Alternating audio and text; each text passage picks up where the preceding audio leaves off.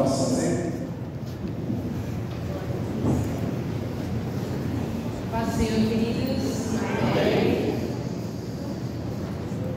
Bom, ontem falamos um pouco com vocês sobre o propósito da família, né? Entendemos que a família foi criada para cumprir o propósito do Senhor. Estamos falando do papel de cada um, principalmente para os homens, mas também o papel da mulher. E queremos seguir nessa construção.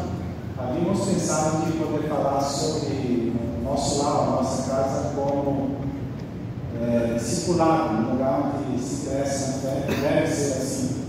É um lugar onde se forma caráter, é um lugar onde se aprende as primeiras lições para a vida, para toda a vida.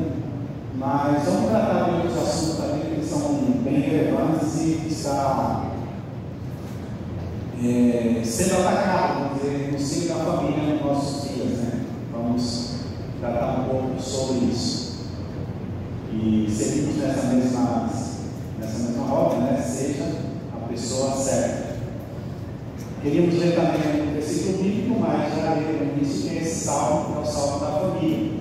E cantamos essa canção e queremos que a nossa casa seja um lugar de bênção, um lugar, um pedacinho do céu. E se queremos que isso seja uma realidade, ela não pode acontecer de forma automática. Jesus disse lá no Evangelho de João, capítulo 14, que aquele que me ama guardará a minha palavra, os meus mandamentos, e também ele será amado do meu Pai. E ele viria e se manifestaria a nós. Então, um dos discípulos me pergunta: Senhor, por que te manifestará a nós e não ao mundo? Aí ele volta dizendo: aquele que me ama guardará a minha palavra, eu e o Pai viremos e faremos nele morar. Então, a nossa casa, o nosso corpo como templo, a habitação e a nossa casa, que é onde estamos residindo, é esse pedaço do céu, né? Deve ser assim. E Cristo está presente. E essa casa, que um dia te conheceu, né, não saberá mais viver sem a presença do Senhor. Eu espero que isso seja uma realidade na sua vida quando você está cantando isso, realmente meditando. Isso seja uma verdade que seja aplicada na sua casa, no seu lar, e realmente seja um lugar de prosperidade, um lugar de milagres. As pessoas possam olhar para a sua casa, para a sua família e dizer: essa é uma família que vive os milagres de Deus.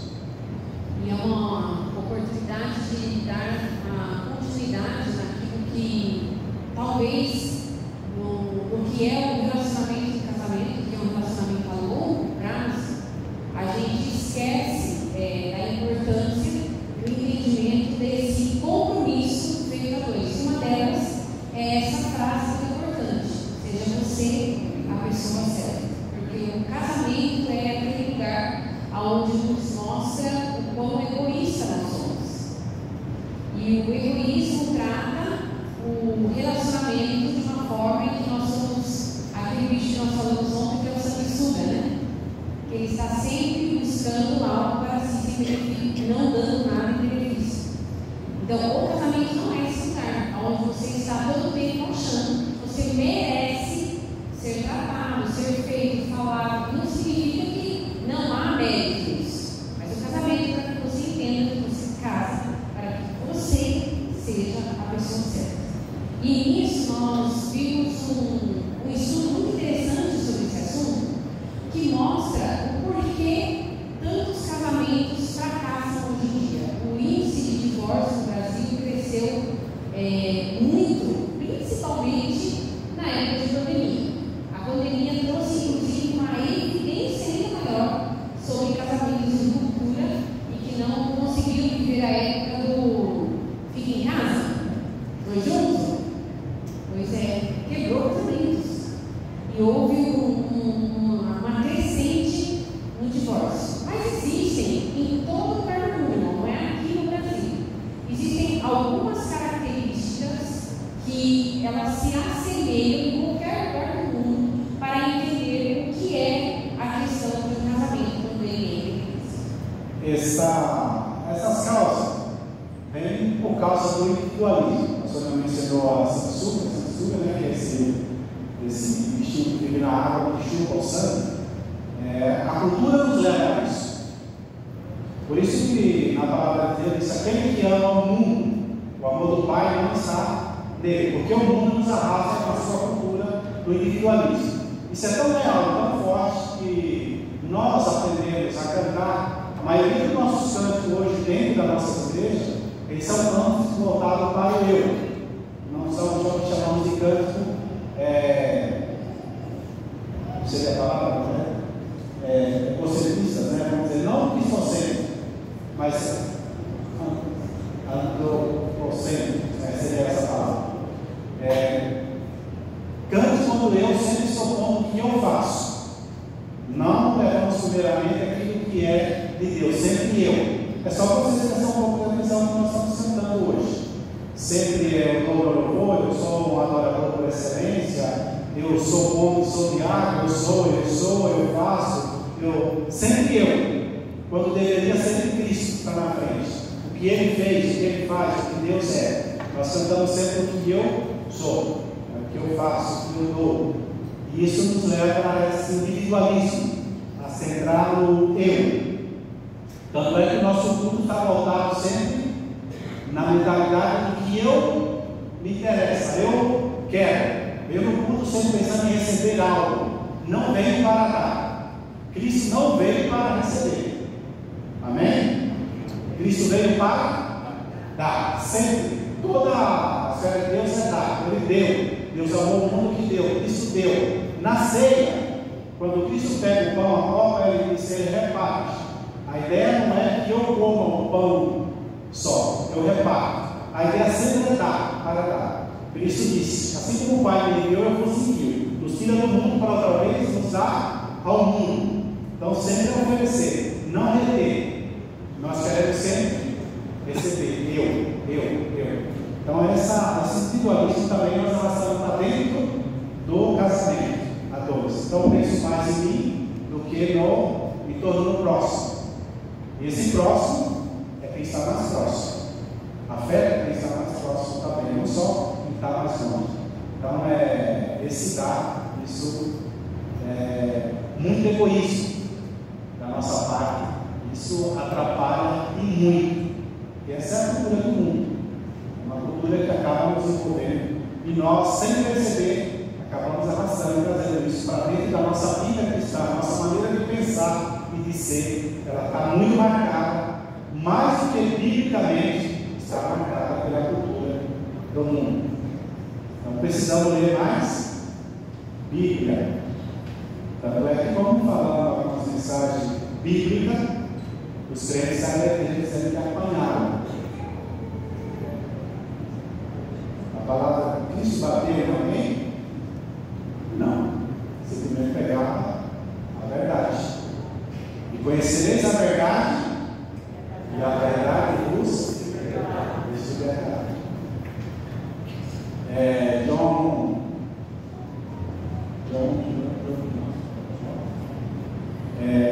Um dos reformadores, ele disse que prefere vos ferir com a verdade do que vos matar com a mentira.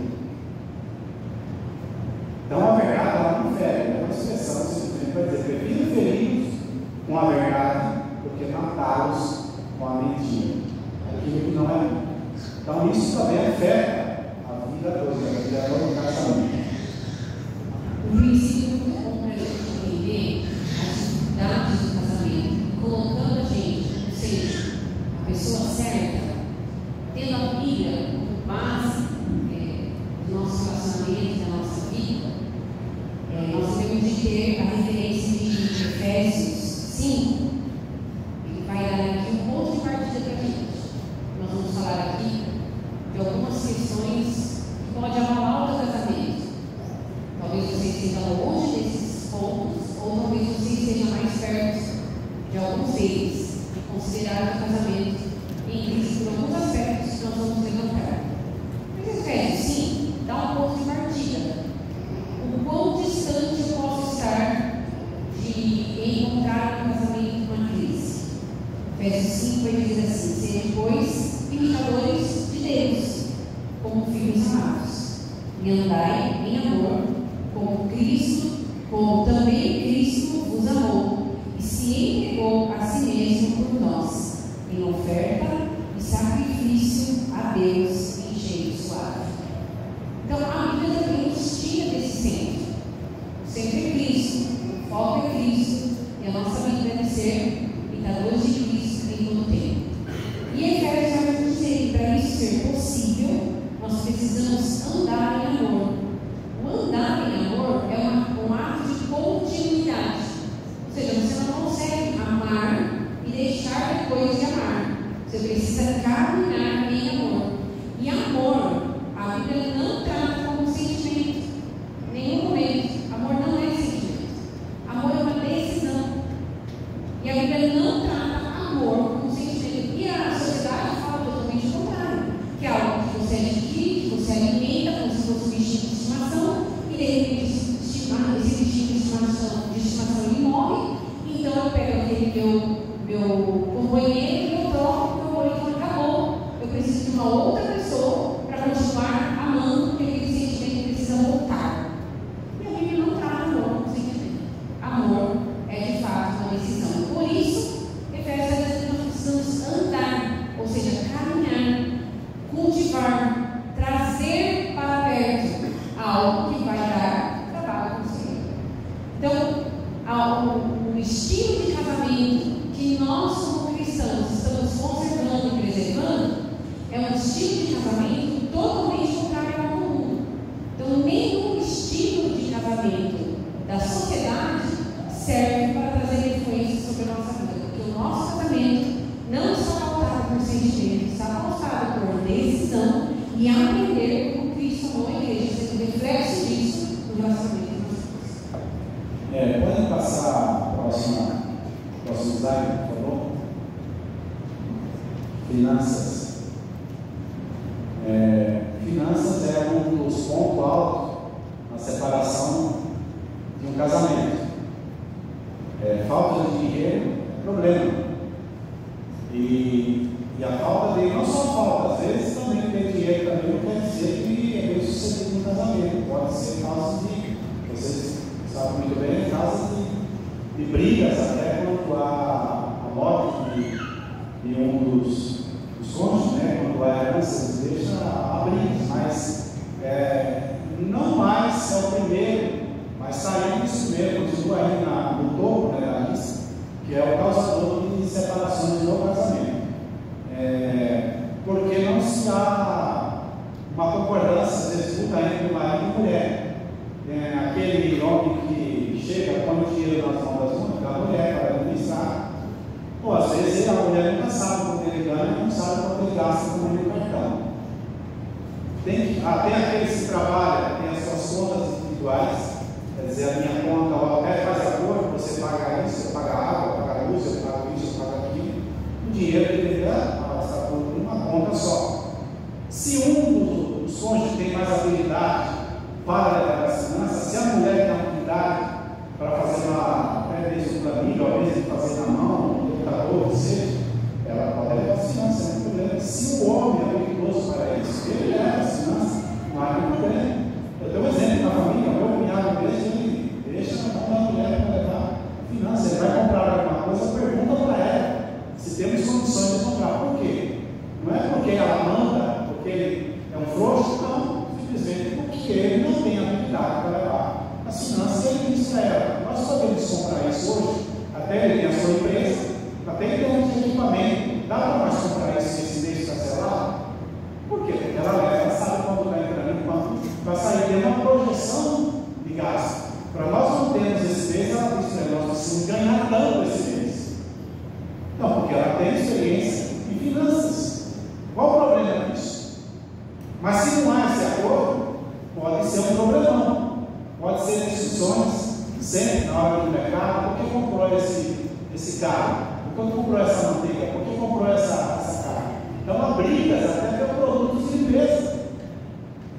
Por quê? Porque não há um controle das finanças. Então é um causador de divisão no casamento. Brigas interminadas podem acontecer cada mês por causa das finanças. Quanto gasta no cartão de crédito? Quantas mulheres você boa aqui de finanças? Quantas mulheres você comprar sapato? A gente ouviu casos de dando curso para noivos, é uma história que a gente descobre que tinha uma mulher que ela comprava sapato, era compulsiva para comprar sapato. O que ela fazia para o marido não perceber que ela gastava? Ela comprava na conta do açougue.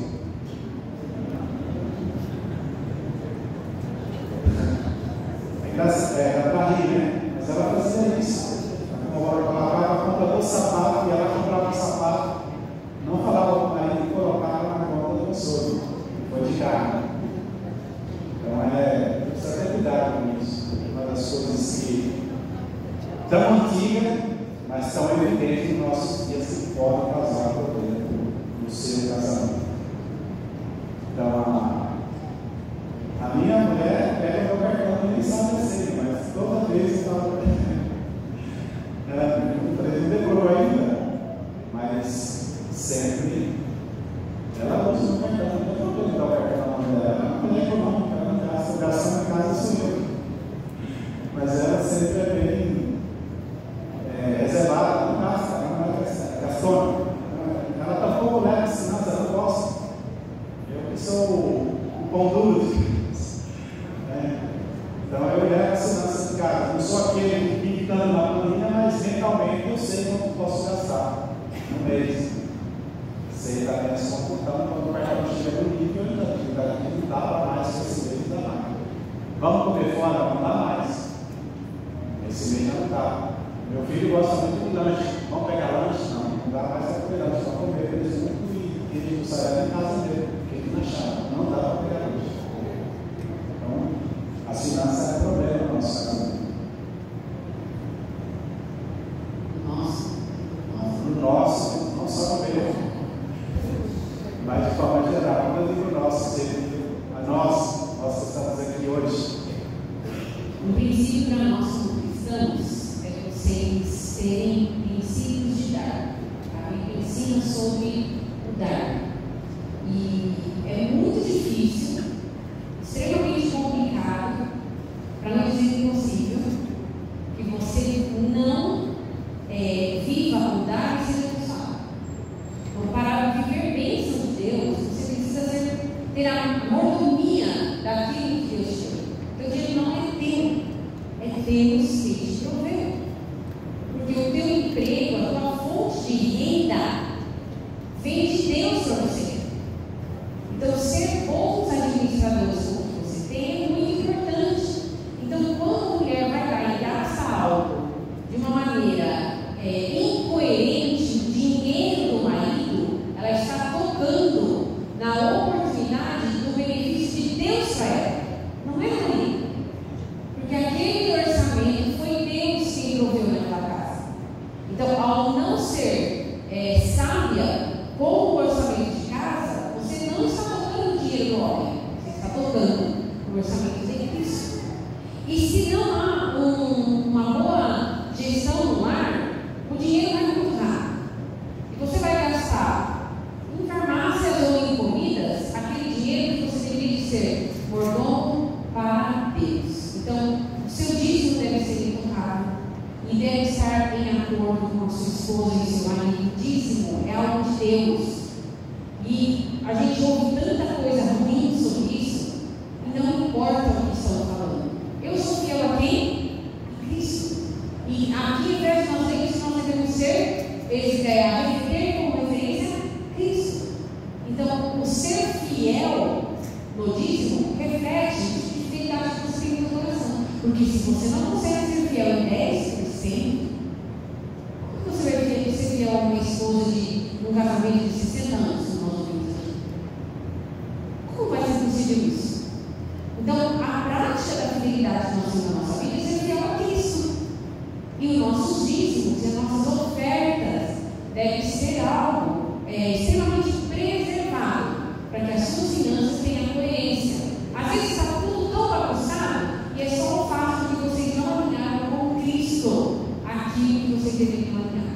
Então, se isso é um problema para você, faça um compromisso diante de Deus de alinhar a sua fidelidade a Ele.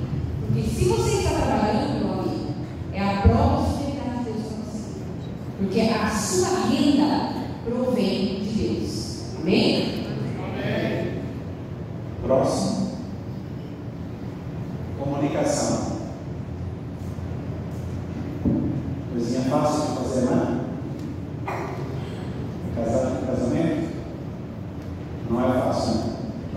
era a comunicação, via satélite, celular, mas é um problema que nós temos. E ser bons comunicadores. E às vezes ser um bom comunicador não é só saber falar um português correto. Segura que eu já atropelei muito na gramática portuguesa aqui, esses 10 minutos que nós estamos falando. Mas não é isso que é ser um bom comunicador. Tem gente que tem um português muito bem bonito, sabe preparar um bom sermão, sabe encaixar tudo muito perfeito, mas não se comunica bem. A comunicação é aquela que eu me faço entender, que as pessoas recebem e entendem o que eu estou dizendo. E às vezes no casamento não acontece isso. Eu tenho problema de comunicação com a minha esposa, falei isso para vocês. Porque às vezes nós falamos coisas e damos consertada como o outro entendeu. Principalmente na era do celular. Você manda uma mensagem, ou ela me envia uma mensagem, e eu não vi a bendita mensagem. Às vezes ela está consertada que eu já ouvi a mensagem e já recebi. E eu falo para ela, quando precisa de algo mais urgente, me liga, chama, não me manda mensagem. Quer dizer, eu não sou do tipo, por exemplo, que escuta um clipe da mensagem que dizer, corro para ver quem mandou uma mensagem. Não faço isso. Às vezes eu vejo que tem centenas de mensagens para serem respondidas. Aí eu vou parar, eu vou responder. Tem uma senhora aqui em grupo, então, tem mensagem que você me passa, vou lá. Às vezes eu não vi lá no grupo, não vi. Então eu não vejo mensagem. Não, sinceramente, eu não perco tempo vendo mensagem do grupo. Se eu vi na hora que colocou, foi importante, tudo bem, assim. Porque eu estou em 50 grupos. Eu acho que fazendo tantos grupos, que facilidade que tem, né? O grupo do Coral, o grupo da adolescência, o grupo da grupos. Aí vem 50 mensagens, e a mesma mensagem vai em 50 grupos. Se você parar para ver todas, às vezes, é tanta coisa. Então, parece que estamos comunicando, mas não estamos comunicando. Isso acontece no casamento, na relação matrimonial. Às vezes falamos as coisas correndo, e pela intimidade, pela relação de tempo, tem às vezes, quando falar uma coisa, dá a entender que o outro já entendeu, ou pensa que o outro entendeu, mas não entendi. E assim segue, não paramos para conversar, para dialogar e dizer, precisamos melhorar a nossa comunicação. E aí as coisas se atropelam, porque diz uma coisa, você imagina que o outro entendeu, quando na verdade ele é isso que eu queria dizer. E quando daí pode ser uma briga muito fácil, uma discussão, um mau entendimento. Passa todo dia irritado com aquilo, uma palavra negativa que for mal interpretada, e nós temos a tendência de meditar no negativo mais do que no positivo. É assim. Você passa todo dia remoendo aquela palavra que foi falada, foi dirigida a você. Quando chega a noite, não está empurrado e dormimos assim, né?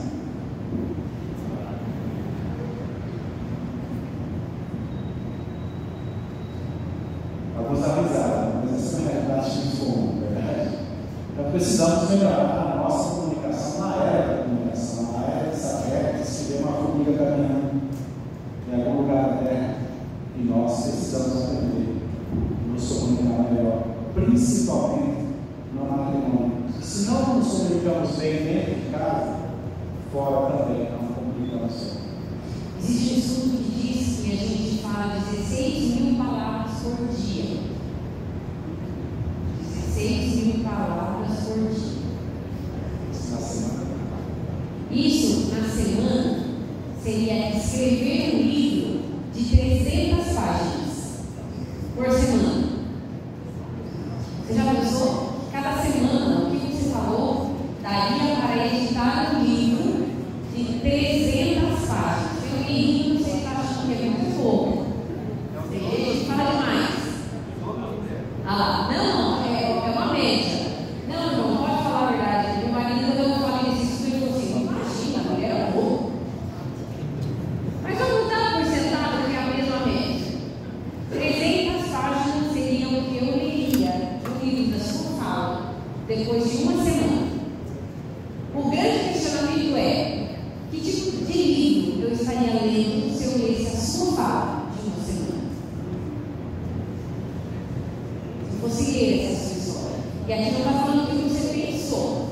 falando do que você de fato falou, verbalizou.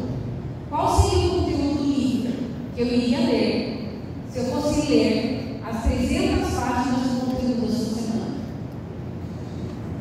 Isso deve trazer uma reflexão para a gente, principalmente no contexto familiar, porque os seus filhos estão lendo esse livro, seu marido está lendo esse livro e se entregou durante uma semana, sua mulher está lendo esse livro de 300 páginas.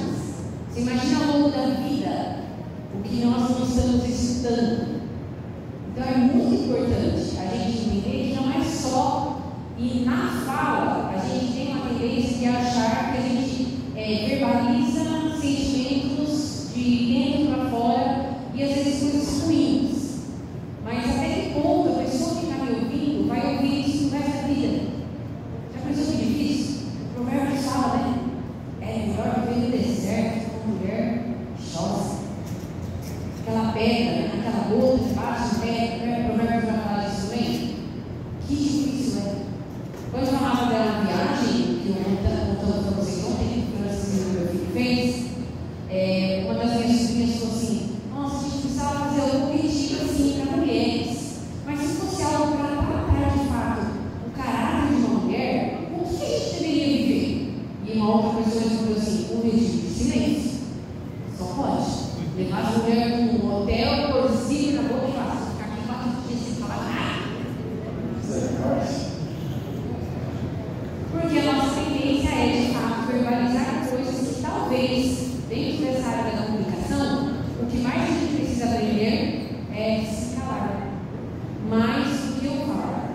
O falar é importante, mas ele aqui, em primeiro lugar, está a sua referência de que você anda em amor, transmitindo esse amor, vivendo a sua vida como Cristo. Então, quando você está falando, as pessoas conseguem ver Cristo no que você fala.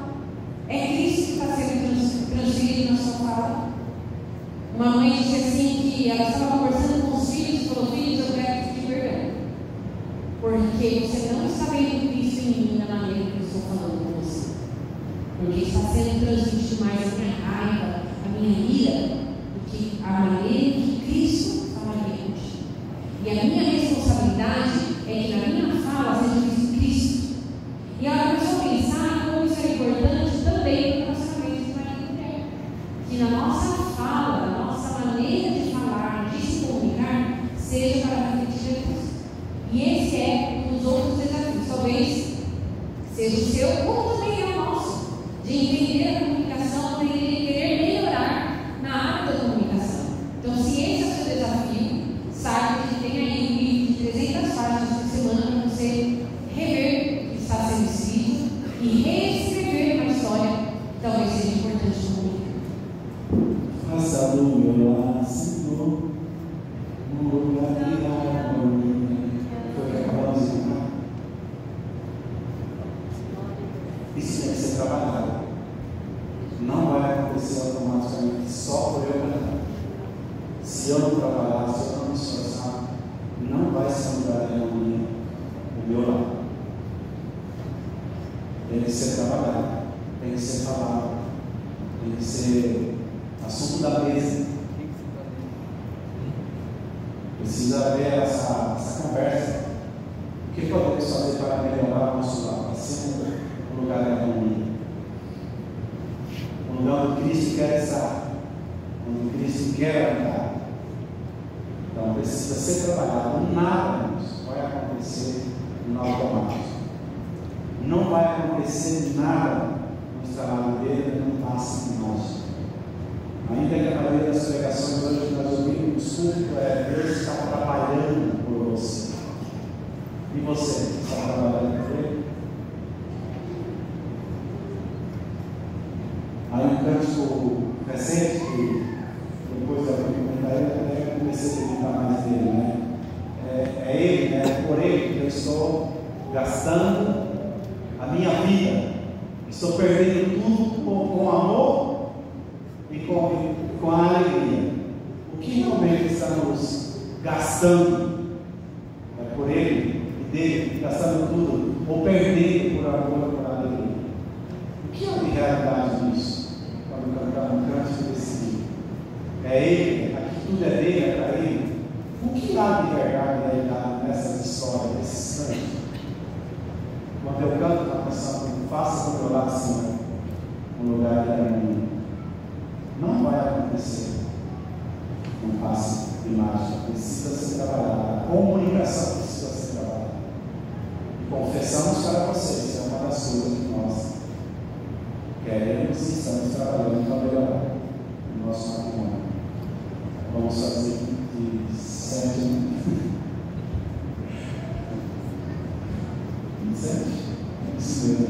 de casar, temos que melhorar cada dia a comunicação. Mas se nós não trabalharmos isso, não vai melhorar.